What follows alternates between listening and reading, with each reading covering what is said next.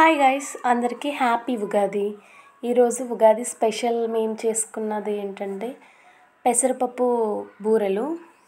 So చాలా కొంచెం ప్రాసెస్గానే ఉంటుంది కానీ చాలా టేస్టీగా ఉంటాయి. ప్రాసెస్లోకి అయితే వెళ్దాం. పెసరపప్పు నేను 1/2 kg పెసరపప్పు తీసుకుని వాటర్లో సోక్ చేసుకున్నాను అనమాట.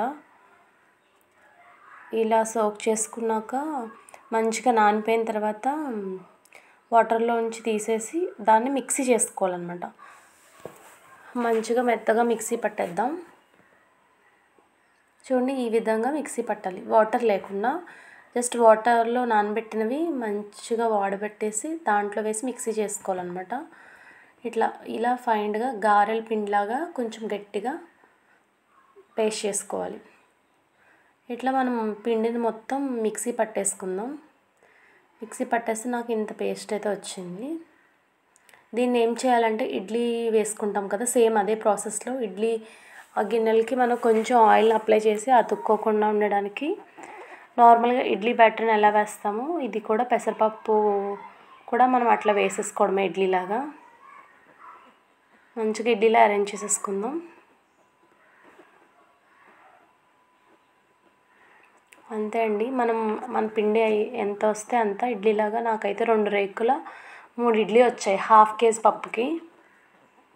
ఇప్పుడు నేను ఇడ్లీ సెట్లో పెట్టేసి మూత పెట్టేస్తున్నాను. ఇది ఆవిరి మీద ఉడకనిద్దాం. స్టవ్ ఆన్ చేసేసి పెట్టేశాను. అయిపోయింది, నాదైతే ఉడికిపోయింది ఆల్మోస్ట్.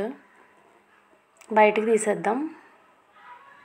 ఇది ఒక 5 minutes అలా వదిలేసి తర్వాత మనం ఇవి చిన్న చిన్న పీసెస్ కింద కట్ చేసేసుకోవాలన్నమాట.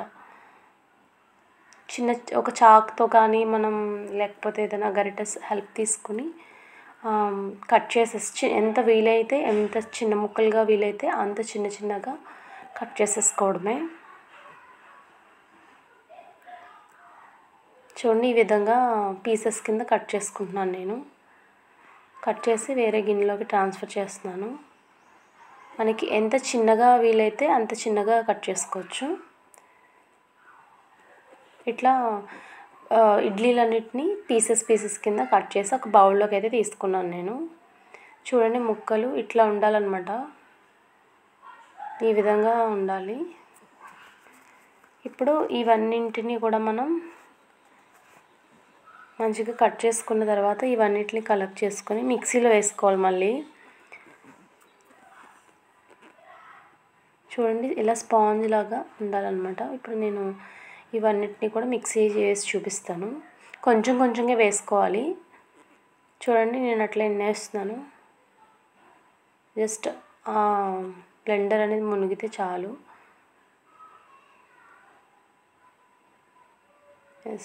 అయిపోయింది. ఇట్లా చేసుకోవాలన్నమాట. చూడండి ఎట్లా పొడిలాడుతూ ఉందో అలా చేసుకోవాలి.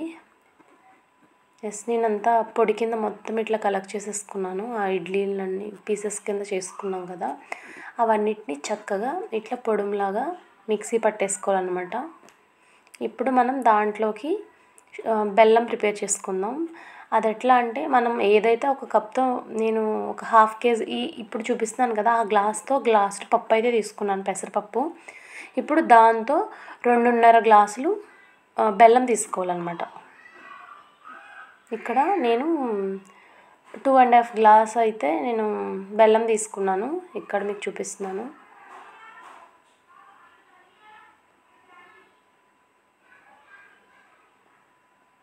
టూ అండ్ హాఫ్ గ్లాస్ అయితే తీసుకున్నాను అనమాట. ఇప్పుడు దీంట్లో జస్ట్ వాటర్ ఎక్కువ వేయకూడదండి, కొంచెం లిటిల్ బిట్ జస్ట్ వేసామా లేదా అన్నట్టుగా వేసుకుని సిమ్లో పెట్టేసుకుంటే బెల్లం కరగనిద్దాం ముందు. బెల్లం కరిగి లైట్గా గులాబ్ జామ్ పాకం పెడదాం చూడండి, మనం లైట్గా తీగ వచ్చి రానట్టుగా అట్లా ఉంటే చాలన్నమాట. మెల్ట్ అవుతుంది బాగా. చూడండి, ఇక్కడ చూపిస్తున్నాము. జస్ట్ అలా వచ్చి రానట్టుగా ఉంటే చాలు. స్టవ్ ఆఫ్ చేసేసి ఇది వడపోసుకోవాలన్నమాట శుభ్రంగా. దాంట్లో ఏమైనా డస్ట్ పార్టికల్స్ ఉంటాయి కదా, సో అవన్నీ తీసేసుకోవాలన్నమాట. నా పాకం అయితే రెడీ అయిపోయింది. ఇప్పుడు మనం ఇందాక మిక్సీ పట్టి చెట్టుకున్నాం కదా, దాంట్లో ఇలాచీ పౌడర్ మిక్స్ చేస్తున్నాను, ఫ్లేవర్ కోసం బాగుంటుంది. పాకంలో మిక్స్ చేసుకోవచ్చు, ఆ పౌడర్లో మిక్స్ చేసుకోవచ్చు. సో నేను ఒక 2 స్పూన్స్ 3 స్పూన్స్ వరకు మిక్స్ చేసాము. తర్వాత మనం ఈ పాకం ఉంది కదా, అది మనం దీంట్లో ఈ మిక్సీ పట్టిన మిశ్రమంలో యాడ్ చేసేసుకుని పూర్ణం అనేది రెడీ పెట్టేసుకోవడమే. కలుపుకోవాలన్నమాట.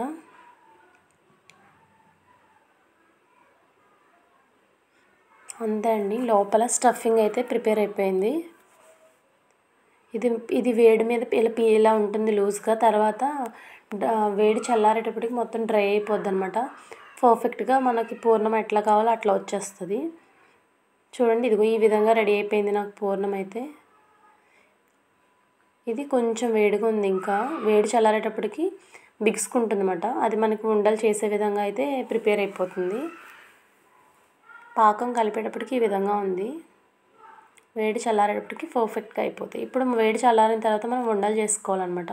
ఇదిగో నేను ఈ విధంగా చల్లారిన తర్వాత ఇట్లా మంచిగా మనకి ఏ సైజులో కావాలో ఆ సైజులో ఉండలు అయితే చేసి పెట్టేసుకున్నాను నేను.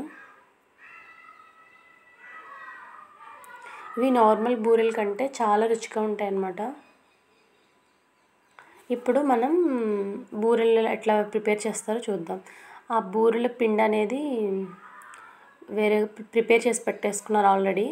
ఇప్పుడు ఆ ఉండలు చేసుకున్నాం కదా, ఆ ఉండని ఆ బూరెల పిండిలో అట్లా డిప్ చేసి బూరెలు అనేది వేసేసుకోవడమే. బూరెలు కదండి, ఎక్కువ వేసుకోవచ్చు. మూకుల్లో మనకి స్పేస్ ఎంత ఉందో అంత స్పేస్లోనే వేసేసుకోవచ్చు. పాల ముంజలు అయితే మాత్రం అట్లా వేయకూడదు అనమాట, అతుక్కుపోతాయి. బూరెలే కాబట్టి నో ప్రాబ్లం, ముక్కు నిండా వేసుకోవచ్చు. ఇట్లా మంచిగా గోల్డెన్ బ్రౌన్ వచ్చే వరకు ఫ్రై చేసేసుకోవడమే. చూడండి, ఈ విధంగా మా బూరెలు అయితే రెడీ అయిపోయాయి.